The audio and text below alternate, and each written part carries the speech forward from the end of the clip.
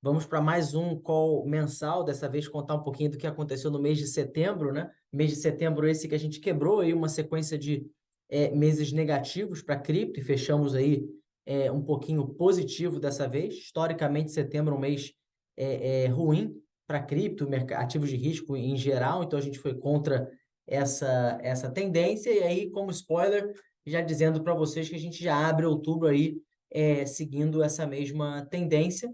E curioso a gente ter tido esse desempenho frente aí a um cenário onde a maioria dos ativos de risco, a maioria dos mercados acionários operaram em baixa no mês de setembro, e é sobre isso que eu vou pedir a ajuda do nosso incrível gestor, João Marco, para falar um pouquinho sobre esse cenário macro e desempenho do mercado de cripto. Depois, vou passar a palavra aí para o time de research, que está aqui presente como sempre, para falar um pouco de Ethereum, né? Muito se falou de Bitcoin, até pelo desempenho que o ativo vem tendo esse ano, né? E ETF de Bitcoin, e halving ano que vem. Mas e o Ethereum, né? O que a gente pode dizer sobre a tese do Ethereum? Nosso CIO, Samir Kerbaj, escreveu sobre isso no Notas do CIO também. Então, hoje a gente vai aprofundar um pouquinho sobre a tese do Ethereum também, né? Esse é um pouco da pauta aí do que a gente tem para hoje. Sem mais delongas aí, eu vou passar a palavra para o nosso gestor João Marco falar um pouquinho do desempenho do mercado de cripto e comentar aí as particularidades desse mês de setembro. Obrigado aí, Renato. Obrigado a todos que estão assistindo aqui com a gente, tá? Boa tarde.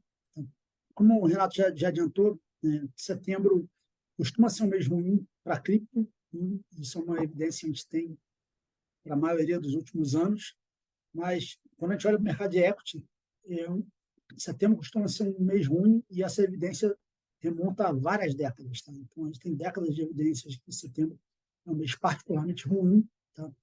E não foi diferente, né, esse mês para as ações, né, dos principais mercados do mundo. A gente teve tanto o S&P quanto o Nasdaq 100 caindo cerca de 5%, sendo os piores meses do ano para esses dois, que são os principais índices no mercado americano. Então, o ouro também caiu, o MSCI World, que é um índice global de ações, também teve queda de 4%. Ou seja, foi um mês bastante ruim. O Lapenta vai falar um pouquinho sobre macro mais para frente, mas a gente, obviamente, tem um componente macro aí, né, nessa questão, né? A gente teve subida de preço do petróleo, enfim, pressiona a inflação. E dentro dessa turbulência toda, a cripto conseguiu sair no mês positivo. Tá? Então, a gente teve o NCI subindo 2,4, Bitcoin subindo 2,8, Ether subindo 1,1. Tá? Então, dentro da circunstância, né, sem falar que a gente vinha de 2 meses negativos no NCI, então, nessa circunstância, foi um resultado super positivo, né? Apesar de não ter sido um valor tão expressivo de alta, mas foi um resultado muito importante, considerando, né, que, em geral, no mês que equities, né, que S&P e Nasdaq não está caindo 5%, você esperaria uma queda, né, enfim, de cripto, uma magnitude até maior, talvez 7, 8, 9. Não, o que a gente viu foi o cripto subindo, tá? E, assim, quando a gente vai olhar essa trajetória, a gente teve uma queda, assim, lá no dia 11 do mês, uma queda muito forte, que foi causada aí pela apreensão, né, pela liberação para venda, a informação de que os ativos da FTX, né, para quem não lembra, a FTX era aquela corretora de cripto, que tinha a Gisele Bündchen fazendo propaganda, o marido dela também, o Tom Brady, outras celebridades, patrocinava ginásio, Fórmula 1, patrocinava um monte de coisa. Eles quebraram em dezembro do ano passado, o processo está em andamento, e veio a informação de que vários ativos digitais que eram, né, que estavam amarrados nesse processo poderiam ir à venda, e aí isso forçou uma queda de preço ali, né, no dia 11, mas que foi rapidamente revertida, né, à medida que esse medo foi se dissipando, foi se revertendo e acabou no final do mês. Tanto Bitcoin quanto Ethereum e, consequentemente, o NCI acabaram no positivo, a despeito, falando mais uma vez, repetindo, a despeito do resultado ruim para ativos de risco em geral. o Lapento vai falar um pouquinho mais sobre juros, que é um componente muito importante disso. Pode passar para o próximo, por favor. E quando a gente vai olhar no ano, né, a gente segue um ano extremamente forte para ativo de risco, mas principalmente para cripto. Né? Como a gente, sempre ressaltando aqui, como a gente falou, né, nosso outlook de final do ano passado, se macro parar de atrapalhar, cripto voa. Né? Exatamente isso que está acontecendo. Você não diria nem que a gente tem um cenário positivo do ponto de vista macro, mas parou de ser tão ruim quanto estava ano passado. Isso foi o suficiente para a gente ver esse boom que a gente está vendo, né, com Bitcoin subindo mais 60, iniciais subindo mais 50, o Ethereum subindo quase 40. Né? Até o mês passado ele estava atrás aí do Nasdaq 100, voltou a estar na frente, que é um desempenho esplêndido. Né? O índice de ações está subindo 34,5% em 3 trimestres, é excepcional, mas mesmo assim é bem menos quando comparado com o NCI, com o Bitcoin. Né? E o S&P 500 subindo ontem, que também é um excelente desempenho para 3 trimestres de equity, ainda mais, né, large caps, consolidados, mercados tradicionais, como é a maior parte da composição do S&P 500. Então, isso tudo para dizer que o ano até agora tem sido muito bom e está acontecendo exatamente o que a gente falou. Assim, o cenário macro parou de atrapalhar, o desempenho de cripto correu bem na frente dos outros ativos de risco. Tá? Então, era mais ou menos isso que eu queria passar para vocês. Obviamente, vou estar aqui para se tiver alguma pergunta. Agora, passo a bola aqui para o Lucas. Maravilha, João. Antes de eu cobrir um pouco sobre o Ethereum, eu queria, na verdade, passar primeiro para o Pedro. Né? O Lapenta vai falar um pouco sobre. Você falou, né? Macro parou de atrapalhar, mas a gente ainda está num ambiente macro com muita incerteza. Acho que o Pedro quer conversar um pouquinho também com a nossa audiência aí sobre isso.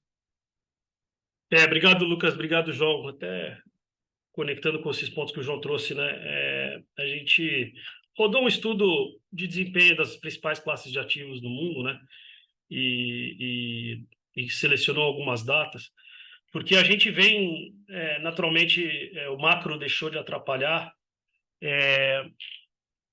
Ele, como o João colocou, né? Eu acho que diminuindo incerteza, né? O ano passado a gente veio de 0 para 5 quase de juros numa janela super curta, que não foi antecipada pelo mercado. O próprio Fed estava no linguajar tradicional aí atrás da curva, Banco Central Europeu também, e aí pegou muita gente de surpresa, que estava o mercado sendo guiado pelo Fed. Mas esse ano os movimentos, pelo menos nos juros curtos, ele estava sendo mais marginais. Até mais recentemente aí a gente destaca, né, essa escalada que está tendo nos juros americanos de 10 anos.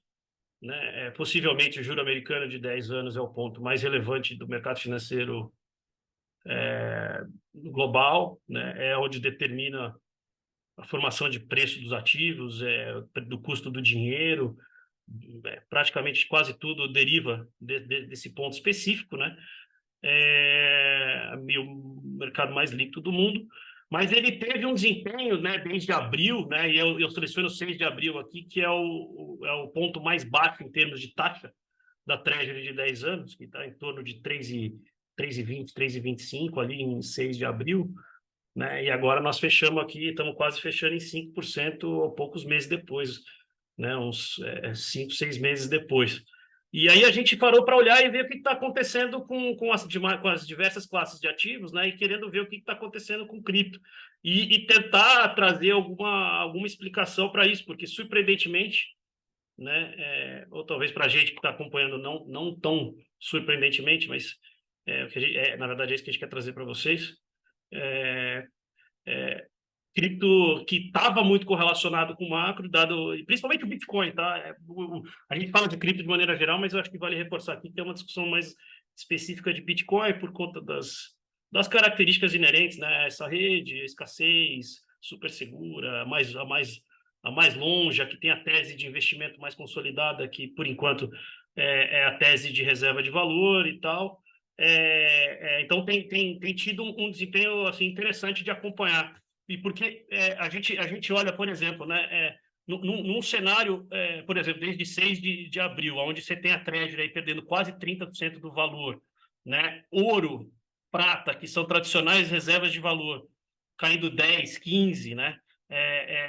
O NCI cai, o Bitcoin cai 2,5. Isso aí para volatilidade de cripto é praticamente zero, né? Mas aí quando a gente olha 14 de setembro para cá, que deu uma acelerada, né? Que é 1/3 do movimento aconteceu nas últimas 2 semanas, que é juros em torno de 4,10 e vai parar em quase 5, né? Numa janela de 2 semanas, é um movimento muito relevante para bonds, né? E aí você vê todas as classes de ativos aí sofrendo bastante, né? E a gente separa aqui primeiro, BTC, NCI e Ethereum, né, Digital Assets, aí tem a classe, segundo grupo aqui de equities, o Nasdaq, S&P, o MSCI World e o MSCI Emerging Markets, o EWZ, né, que é a bolsa brasileira em dólar aqui. Aí as clássicas reservas de valor, ouro e prata, e aí você tem Treasury, aí você vê que Bitcoin se destacou. De novo, 2,7 de alta nessa janela aí, com volatilidade que tem, é praticamente zero. Mas o ponto é que, assim, em outras circunstâncias, havendo um movimento dessa magnitude nos juros, principalmente no juro longo, né, a gente era de se esperar uma correção muito relevante em cripto, muito relevante em Bitcoin, e não é o que está acontecendo, né? E aí a gente que acompanha aqui acha, né, uma especulação aqui, é difícil de separar os vetores, os fatores que formam o preço assim com clareza, né, com segurança. Mas desde que o anúncio da BlackRock com o ETF nos Estados Unidos, né, e agora mais recentemente vai ter também o ETF de Ethereum, Spot, foi lançado essa semana o ETF de futuros de Ether, né? Então, assim, é o mundo institucional abrindo, se conectando à tecnologia e dando acesso, né? Então, isso pode ser que explique parcialmente o porquê o mercado de cripto está outperformando todas as outras demais classes de ativos, né? Então, é isso um pouquinho que a gente queria trazer aqui com números, né? Parece que é o mercado colocando alguma probabilidade, né, através de preços maiores, para o Bitcoin especificamente, de que o ETF o ano que vem vai ser aprovado, né? Então, lembrando, né, não é só da BlackRock, né, são vários, vão ser vários ao mesmo tempo, possivelmente, um ou outro, numa janela curta, né? Então, são os grandes fundos e plataformas americanas, né, o maior mercado do mundo, abrindo toda a sua base de clientes para acessar cripto através de um veículo que é super relevante, que é o veículo mais comum, que é o de melhor acesso, assim, o veículo mais consolidado, que é o veículo de ETF. Então, eu acho que pode ser que tenha alguma coisa aí já pensando já no movimento do ano que vem. Porque o movimento desse de juros, que afeta equities, né, que deveria ter tido um impacto bastante negativo em cripto, e não é o caso. Não é o caso. Então, isso nos chamou a atenção aqui, e por isso que a gente está trazendo para vocês essa quebra, né, desde 6 de abril e desde 14, que é 1/3 do movimento, e para mostrar aí o que está acontecendo com o Bitcoin, principalmente. E aí, no segundo slide, só para contextualizar, né, dar um passo para trás, né, porque muita gente... É uma crítica constante que a gente recebe assim do mercado tradicional, pô, mas quando os juros subir, você vai ver o que vai acontecer com essas moedinhas aí, né? Isso aí é fruto de bolha. E aí a gente fala, não, obviamente que juro baixo teve efeito e tal, mas tem uma tecnologia por trás, tem coisa acontecendo, tem utilidade sendo criada, a sociedade no tempo vai entender para que serve tudo isso, né? Mas o que a gente não pode deixar de notar é que assim, o mundo veio de um ciclo de quase 30 anos que é chamado de bull market de bonds, né? Isso aqui, de novo, é a Treasury de 10 anos, numa janela de mais até de 30 anos, né? E você vê esse canal bem nítido, com tendência de queda, e que foi quebrado recentemente aqui, e agora a gente está talvez num novo normal, né? Ou talvez o velho normal, né? De juros, país de mundo com juros. Mas mesmo assim, por exemplo, o Bitcoin não vale zero, pelo contrário, nós estamos vendo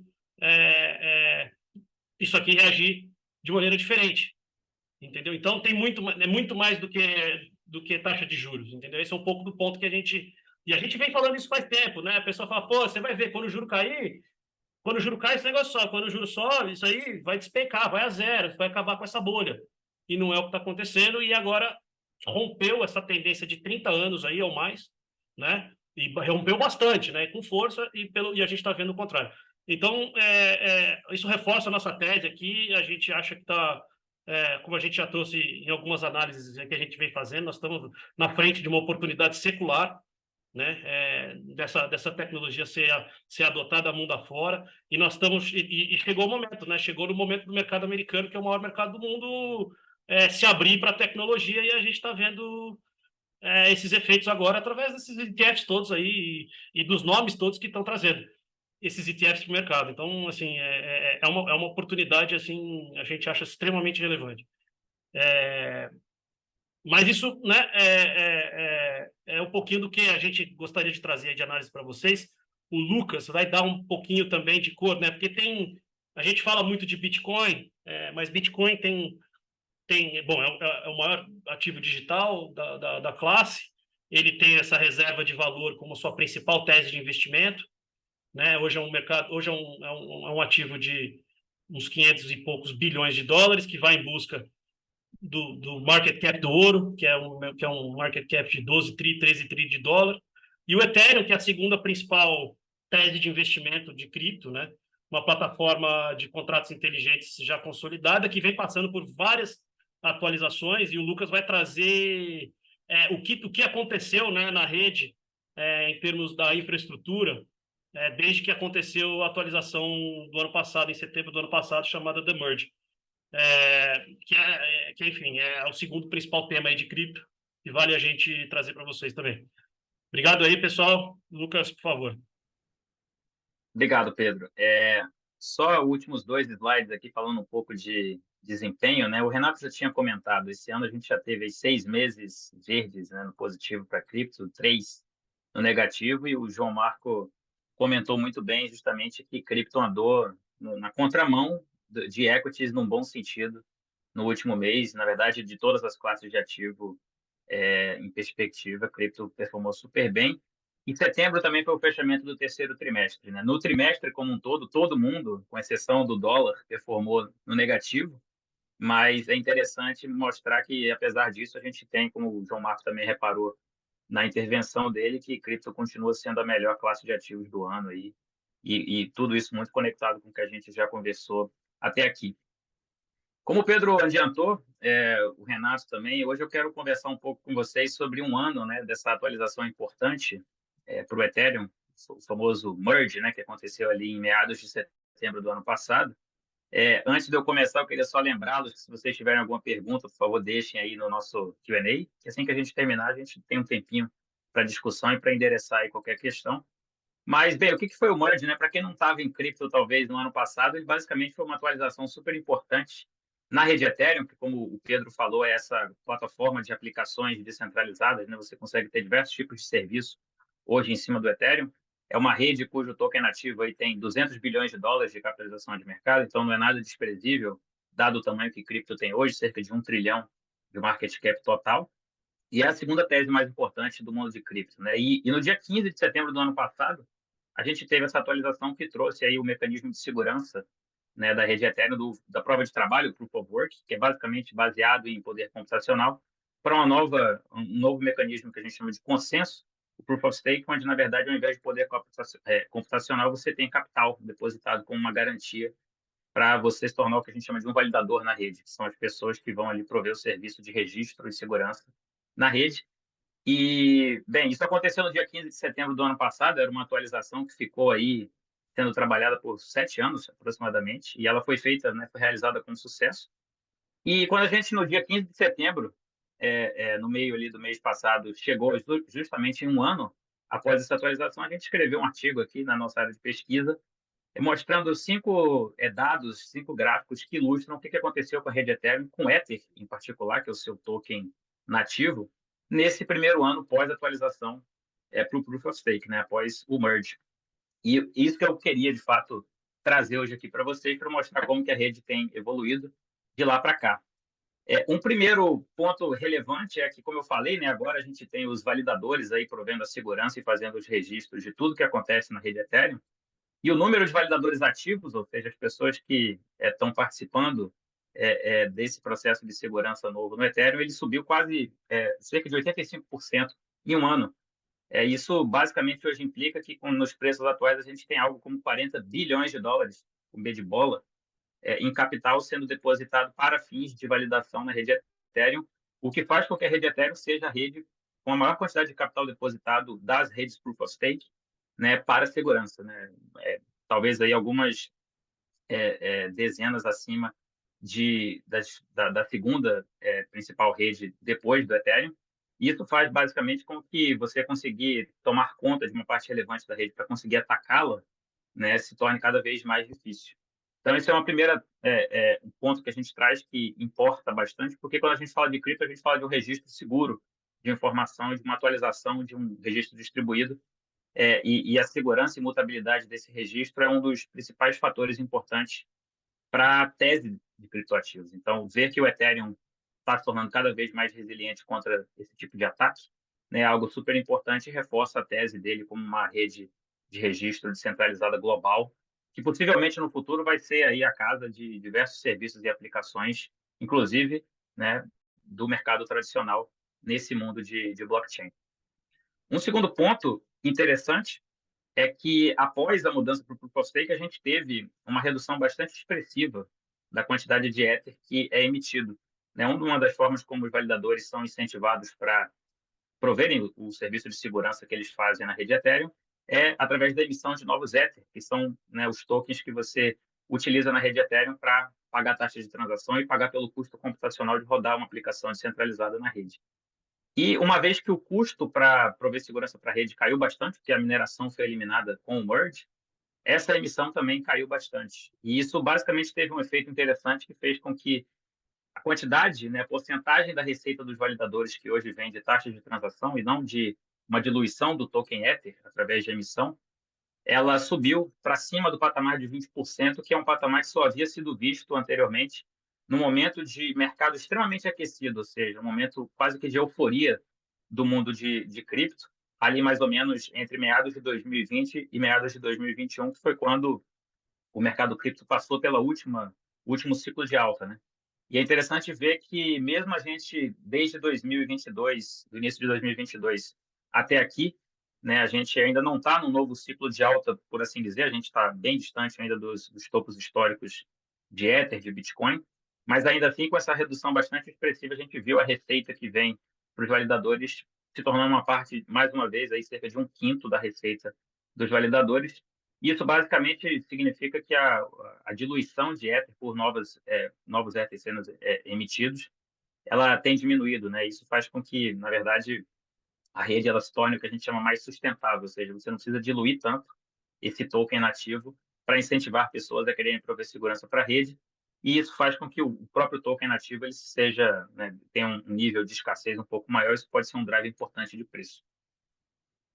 Um terceiro ponto relevante, e isso está conectado com o que aconteceu em abril desse ano, que foi a atualização de Xangai, né? Para quem também não estava na época, a gente falou que o Xangai basicamente foi a conclusão dessa transição do Ethereum para o Proof of Stake, uma vez que o merge ele de fato tinha mudado o mecanismo de consenso, mas se você era uma pessoa que depositava Ether para participar da segurança, né, da provisão de segurança para a rede Ethereum, você não podia sacar esse Ether, né? E o Xangai basicamente foi a atualização que permitiu, que liberou essa possibilidade de saque.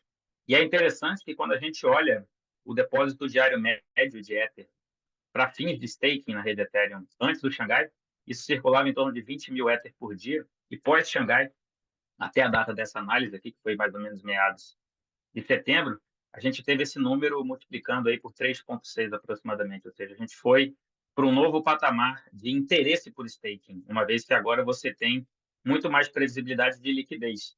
A própria Hashdex, a partir do Xangai, pôde começar a fazer staking do Ether, né? Então, a gente tem fundos hoje que já suportam staking de Ethereum, e esse momento aí, de fato, trouxe um interesse adicional, uma vez que agora até um player institucional ele pode ter a certeza que ele vai depositar Ether, ele vai gerar o que a gente está chamando de uma taxa livre de risco dentro de cripto, uma vez que o Ether hoje ele gera um yield ao longo do tempo, só que com a previsibilidade de que em algum momento, se você precisar fazer um resgate, você pode sacar esse Ether que está em staking.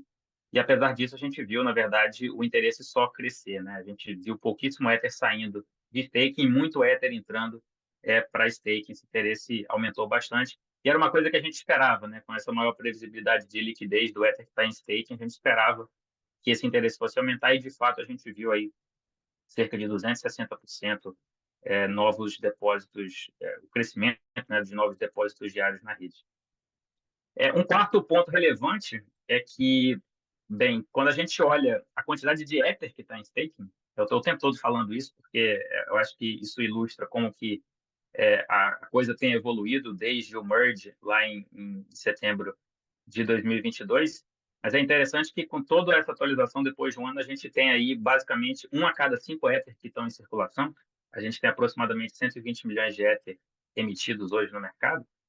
1 a cada 5 Ether está em depósito, né, em staking para provisão de segurança na rede. Isso basicamente é um número que tem crescido bastante rápido de lá para cá. E a gente espera, na verdade, que assim como outras redes que utilizam Proof of Stake, esse número fique entre 30% e 50% em algum momento. A essa altura do campeonato, ele já chegou quase em 25%, né? Então é 1 a cada 4 Ether, mas a época que quando a gente escreveu esse artigo era mais ou menos 20%. Isso é interessante porque o que isso significa, né? Basicamente, menos Ether hoje fica disponível no mercado, e isso faz com que, né, tendo mais demanda pela rede, com o Ether sendo emitido em menor quantidade, como eu já citei, e com mais Ether estando depositado e líquido, pelo menos durante esse depósito para staking, com o aumento crescente, né, de Ether, né, da demanda por Ether para você poder transacionar na rede Ethereum, executar aplicações, a gente acredita que isso pode ser um driver importante de preço.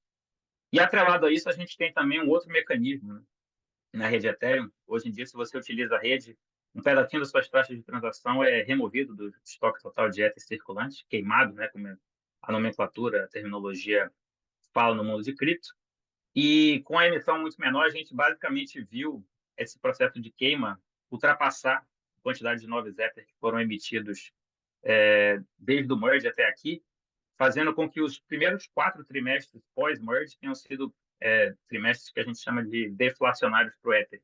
Essencialmente, a mudança do estoque nesses 4 trimestres ela foi consistentemente negativa. Isso, mais uma vez, né, a gente sempre fala, o Bitcoin ele tem uma política monetária desinflacionária, né? Ele sempre vai aumentando até chegar aos 21 milhões, mas essa taxa de crescimento ela vai decrescendo ao longo do tempo. Na verdade, o Ethereum pós-merge ele tem sido consistentemente deflacionário, no sentido de que o aumento da oferta circulante de Ether, na verdade, tem sido negativo, ou seja, ela tem decrescido. E isso, mais uma vez, faz com que, assim que a gente passe a ver mais atividade na rede, né, isso faz com que mais Ether seja queimado e com uma emissão que está bastante constrita, a gente veja também um potencial driver de valor para o Ethereum. E esses sejam para o Ether, né, em particular. Esses são os 5 pontos que eu queria trazer. Eu acho que mensagens importantes, resumindo isso tudo, é que, bem, ano passado a gente já tinha falado sobre isso, antes do merge acontecer, mas ele de fato foi um marco importante para a rede Ethereum, como eu citei no início, foram 7 anos de desenvolvimento até chegar nesse momento, e é muito importante a gente ressaltar que a transição ela aconteceu com nenhum tipo de imprevisto, né? Até eu me lembro a época quando no dia 16 de setembro, exatamente depois do merge acontecer, que estava todo mundo muito tenso, será que vai acontecer algum problema? Eles vão ter que voltar atrás, se der algum problema na rede. Na verdade, isso não aconteceu em nenhum momento. Então, assim, foi uma transição do ponto de vista tecnológico de infraestrutura super positivo. Na verdade, era um dos passos importantes para a rede Ethereum, muito brevemente, muito em breve, na verdade, poder implementar outras atualizações de infraestrutura que vão tornar ela mais rápida, mais barata, né, para as aplicações que vivem em cima dela. Isso deve acontecer talvez no finalzinho desse ano, começo do ano que vem. Mas, além disso, eu acho que, do ponto de vista da economia que existe em torno do token Ether na rede, a gente viu bastante coisa positiva, tendências positivas. Então, eu citei aqui a quantidade de Ether em staking, a quantidade de validadores ativos, todos esses números subiram de forma bastante significativa no último ano. E, além disso, essencialmente, a gente tem hoje uma quantidade de capital que faz a rede mais segura e o Ether, em particular, mais sustentável no sentido que ele precisa ser muito pouco diluído para que a rede continue tendo uma segurança feita por um número bastante grande aí de validadores. E assim, a nossa expectativa com tudo que a gente tem discutido ao longo dos últimos meses é que a gente vê diversos movimentos de tokenização, diversas empresas passando a utilizar o Ethereum como uma camada de infraestrutura relevante, né? Uma nova tecnologia mais segura, mais eficiente, mais barata. A gente teve nos últimos meses PayPal, há pouco tempo a gente está vendo alguns outros eventos aí relacionados com tokenização de bonds, tudo isso acontecendo, inclusive, no ecossistema do Ethereum. E isso, no final do dia, faz com que a atividade na rede, né, ela aumente. E com, basicamente, todas essas tendências positivas que a gente viu no último ano, a gente acredita que o Ethereum, a tese de investimento nesse computador mundial descentralizado, ela permanece forte e talvez se torne cada vez mais forte, né? Ela se torne uma tese cada vez mais relevante. Isso já pode estar um pouco presente no preço, mas dado o tamanho do mercado endereçável que a gente tem para o Ethereum, né, que ao contrário talvez do Bitcoin, que tem aí uma dezena de trilhão, o Ethereum talvez tenha um mercado ainda maior, que ao longo do tempo, com essas aplicações vindo para cima da rede, a gente consiga ver uma performance bastante relevante para o Ether. E bem, acho que essas são as mensagens finais. Eu não sei se a gente tem alguma pergunta aqui no chat, mas de qualquer forma, eu acho que era isso que a gente queria conversar um pouquinho com vocês hoje.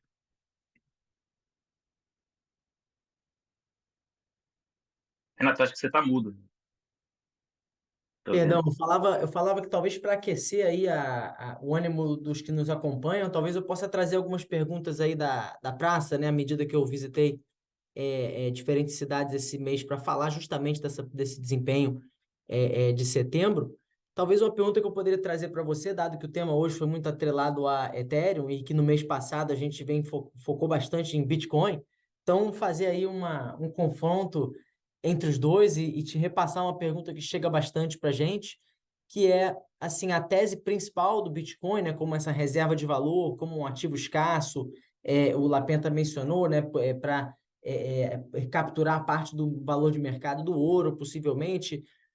Mas alguns apoiadores, por exemplo, de Ethereum, né, principalmente aqueles que defendem aí a tese do The Flipping, né, que seria a virada do Ethereum em cima do Bitcoin em termos de valor do mercado, talvez argumentariam que, em termos de escassez, em termos de propriedade, de descentralização até certo ponto, a rede do Ethereum poderia ser uma futura candidata, talvez ainda não à altura do Bitcoin ainda, mas poderia ser uma candidata tanto a ser uma blockchain pública a ser utilizada aí pelo mundo todo, quanto também ser uma reserva de valor, uma vez que o ativo que circula ali dentro também é absolutamente escasso. Você mostrou que ele vem sendo até deflacionário, né, nos últimos tempos. Então, eu queria que você confrontasse essas duas teses aí e contasse um pouco da sua visão, até que ponto elas ainda concorrem, até que ponto elas poderiam, no final, ter um só vencedor e em que ponto elas diferem, né? Quais seriam as vantagens absolutas de um lado e do outro? Não, ótima pergunta, Renato. Inclusive, a comunidade Ethereum, né, fala que o Bitcoin é um dinheiro sonante, né, o sound money. O Ethereum deflacionário, ele é um dinheiro ultra sonante, né, ultra sound money. E, de fato, muito tem se falado sobre essa possível disputa do próprio Ether como um candidato aí a desbancar o Bitcoin, né? E eu acho que nada está definido dentro do mundo de cripto, né? A gente, quando fala, inclusive, do investimento em cripto baseado em índice, é um pouco essa humildade de não saber quais vão ser os cavalos vencedores daqui a 10 anos. Mas eu acho que essas duas teses, pelo menos dentro do mundo de cripto, elas já se consolidaram ao ponto de, pelo menos, elas serem reconhecidas como os dois principais sinais que a gente tem dentro do mundo de criptoativos. Então, o primeiro do Bitcoin é esse dinheiro com uma política monetária absolutamente pré-definida e imutável, no sentido de que a quantidade de bitcoins que vão ser emitidos até 2140 aproximadamente são os 21 milhões, e esse calendário de emissão está predeterminado desde o dia 1, né? Então, ele traz aí diversas propriedades que o fazem um bom candidato a uma reserva de valor digital. E eu acho que isso é até um contraponto que eu trago comparando com o Ether, né? O Ether, ao contrário do Bitcoin, ele tem a ideia de ser vamos dizer assim, um incentivo econômico por trás de uma rede em que a única aplicação dela não é apenas ser um dinheiro digital, uma rede de transação, de transferência de valor, mas também ser, vamos dizer assim, o combustível para diversos tipos de aplicações, finanças, redes sociais, jogos, tudo isso vivendo em cima desse ecossistema. E por isso, ao longo do tempo, a própria política monetária do Ether foi mudando, né? Se você olha quantas vezes aí o Ether já mudou de política monetária desde o início, isso já aconteceu, acho que umas 2, 3, 4 vezes, né? E ao contrário do Bitcoin, que nunca teve uma mudança da sua política monetária. E aí a gente até pode falar, então isso é ruim, né? Na verdade, eu não sei se é ruim, porque justamente pelo fato do Ether ser um ativo que tem muito mais utilidade dentro da rede Ethereum, ele teve que, ao longo do tempo, ir se adaptando, a sua política monetária teve que ir se adaptando para englobar mais funcionalidades dentro da rede Ethereum. Só que, do ponto de vista de escassez e de previsibilidade para a política monetária, eu diria que o Ethereum não tem o histórico que o Bitcoin tem, né? Então, o Bitcoin ele tem a política monetária imutável desde 2009. O Ethereum, a política monetária dele mudou a última vez exatamente ali no merge, né? Então, assim, tem pouco mais de um ano. Não significa que o Ethereum em algum momento não possa desbancar o Bitcoin, mas de fato, em termos de política monetária imutável, crível, que você tenha certeza, ou pelo menos uma chance muito grande de que ela não vai ser modificada, o Ethereum, o Ether, né, ao contrário do BTC, do Bitcoin, não tem esse histórico tão grande. Então, eu diria que por isso o Bitcoin ainda deve se consolidar aí por um bom tempo, como sendo talvez o principal candidato à reserva de valor dentro do mundo de cripto, mas nada está garantido, né? Embora ele tenha talvez assim essas propriedades de credibilidade, vamos dizer assim, da política monetária que sejam mais fortes, né, mais imutáveis no tempo do que o Ether. E é até interessante porque tirando essa discussão, né, como eu já falei, o Bitcoin e o Ethereum eles nem competem, vamos dizer assim, em termos de rede. Eles são complementares, né? E a ideia dos dois serem ativos que fazem sentido com blockchains separadas que têm uma utilidade, cada uma delas apartada da outra.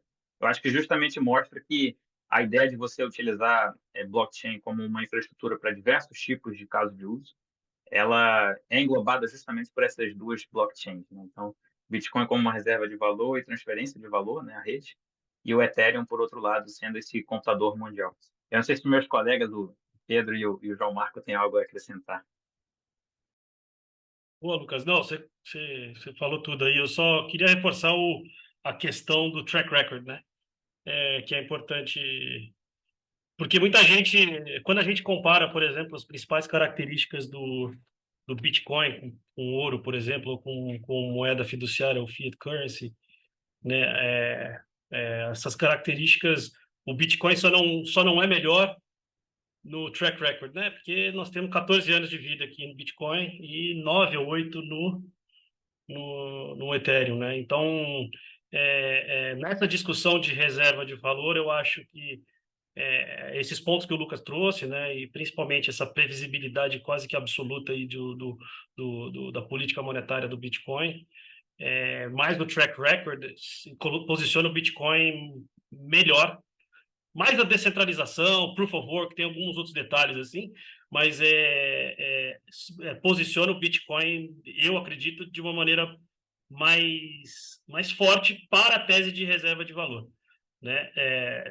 Cripto dinâmico, a gente pode ver essa diferença no tempo diminuir, né? Mas a menor previsibilidade de política monetária e o menor track record do Ethereum, acho que joga um pouquinho contra.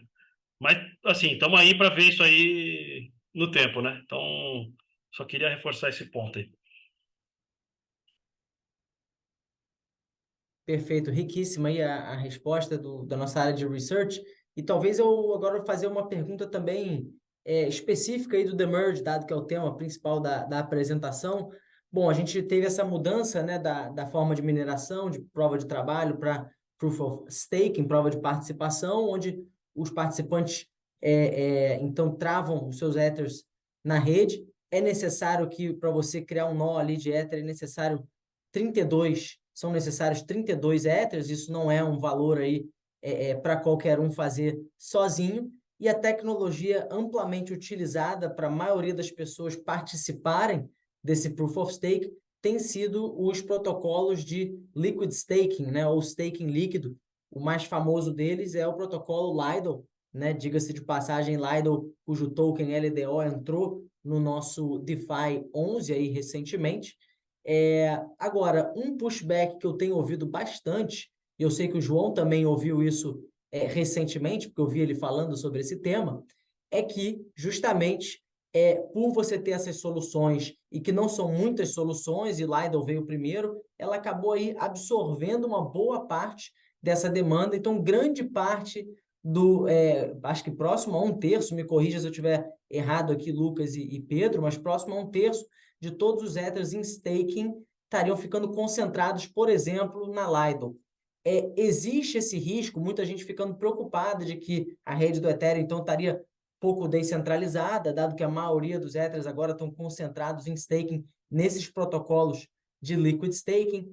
Existe esse risco? É algo que preocupa aí vocês particularmente? Eu não sei quem quer dar o pontapé inicial nesse tema.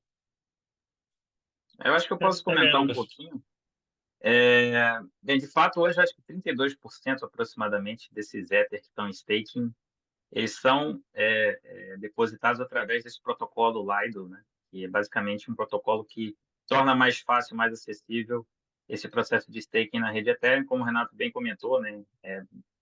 Do ponto de vista de capital empregado, é um capital bastante alto para você conseguir ativar um novo validador na rede. E esse protocolo facilitou isso ao longo do tempo e ele, na verdade, se tornou um grande provedor de staking na rede.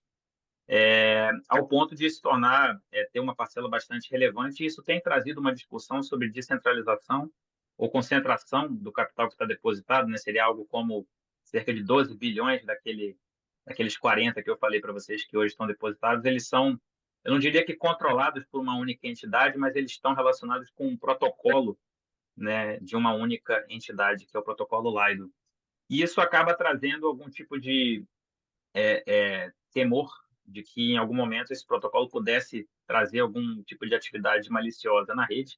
No Proof of Stake, existem alguns tipos de ataque que poderiam ser executados se você tem acesso a mais de 33%, 1/3 do capital total depositado, que não é o caso da Lido, nunca foi, apesar de estar muito próximo, né? E isso, na verdade, tem sido fonte de discussão até dos próprios desenvolvedores da rede Ethereum para, dentro do possível, limitar a capacidade de um único provedor conseguir ter um acesso tão relevante do capital, na verdade, ter uma parte muito relevante do capital depositado para a segurança.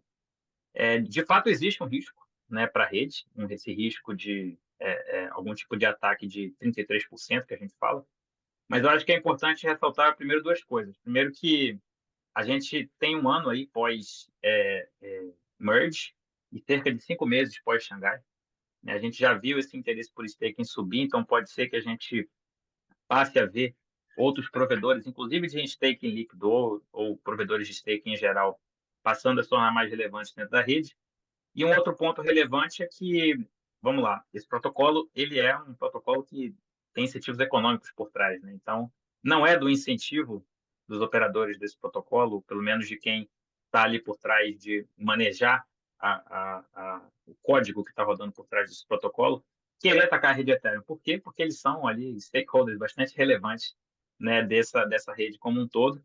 E uma vez que eles passassem a atacar a rede Ethereum, basicamente eles estão se auto-prejudicando, né? Eles são os principais ali detentores de uma parte relevante do staking.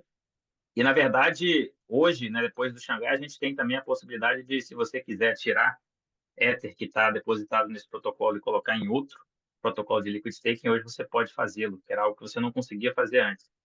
Então, assim, o risco existe, claro, mas é possível que ao longo do tempo ele vá diminuindo e esse tipo de concentração, até do ponto de vista econômico, para os próprios operadores da Lido, ele talvez não deva, né, chegar a trazer um risco para a rede Ethereum, uma vez que todo protocolo com incentivos econômicos, na verdade, quer trazer lucro ali para os seus participantes. E caso ele quisesse atacar a rede, ele estaria, na verdade, fazendo trazendo um prejuízo ali para todos os que estão envolvidos. Acho que é mais ou menos isso que eu tinha para trazer, e a gente está sempre acompanhando esse tipo de coisa. Tem alguns desenvolvimentos importantes aí para talvez limitar a velocidade com que o staking está acontecendo no Ethereum, pelo menos para a entrada de novos Ether. E isso a gente deve acompanhar e trazer talvez mais atualizações aí para frente nos próximos meses. Perfeito, Lucas. Obrigado, time. Acho que com isso a gente está chegando aqui ao final da nossa apresentação, não tendo mais perguntas. Acho que eu vou encaminhar aqui. O Lucas tinha colocado na tela, para quem conseguiu pegar, um QR Code para acessar os nossos materiais recentes. Lembrando que o call de hoje, boa parte dos temas, eles foram abordados em artigos diferentes que a área de research soltou aí no nosso site, né? Vocês podem acessar a partir de agora, tanto esses gráficos sobre o aniversário aí da Merge, do Ethereum, também uma análise interessantíssima que nossa área de research fez sobre a volatilidade do Bitcoin. O Samir escreveu mais sobre a tese do Ethereum no nosso Cartas do CIO também. No mais, a gente segue à disposição, segue em contato. Botei minha agenda à disposição de vocês também para a gente seguir em contato. E agradecer também a participação de todos aqui no call de hoje e também a nossa equipe de research e João Marco, nosso gestor, também. Equipe, mais alguma palavra final aí? Acho que é isso. Agradecemos aí a presença de todos. Obrigado mês a que vem. todos. Até mês que vem. Valeu, pessoal. Tchau, tchau, October. pessoal.